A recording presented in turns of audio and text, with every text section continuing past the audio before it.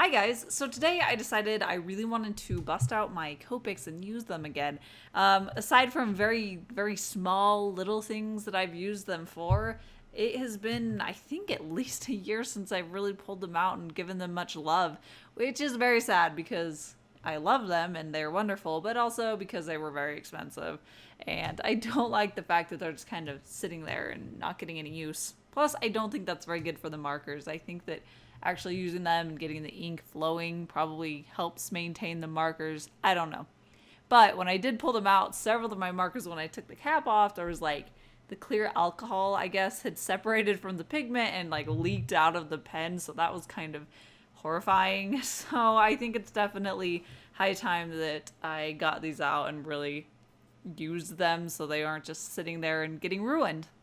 So heads up, I did not do very well as far as keeping the top of my head out of the view of the camera or not blocking what I'm drawing with my drawing hand. So there's definitely some times where it's really hard to see what I'm actually doing, and I apologize for that. I definitely need to figure out a better way to have the setup for when I'm doing traditional work. But I do love having that kind of a video that I can do. Most of my stuff will always be digital, but it's fun to have that little traditional outlet every once in a while.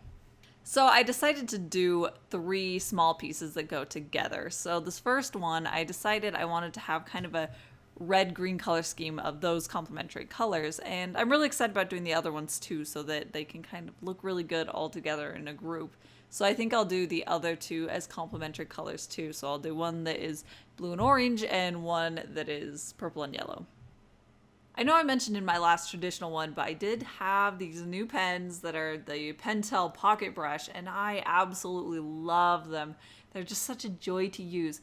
But one of the things, well, it's kind of one of those like blessings and a curse combined kind of a situation where they are really wet and juicy, which is wonderful when we're doing really long, elegant, smooth lines, but it's also takes a really long time for it to dry, which means that I stick my hand in this ink all the time and then I smear it and then my heart breaks every time I do it.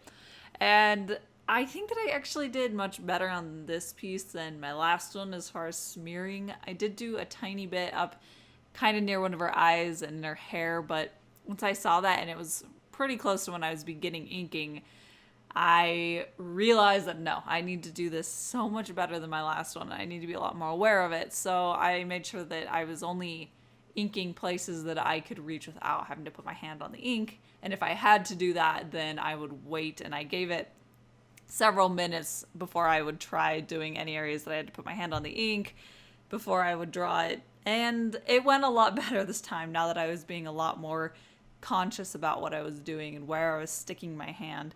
So that I'm glad about, and the more that I use these pens, the more I'm able to figure out how to handle them. And yeah, I love these things. They're very pleasant to use.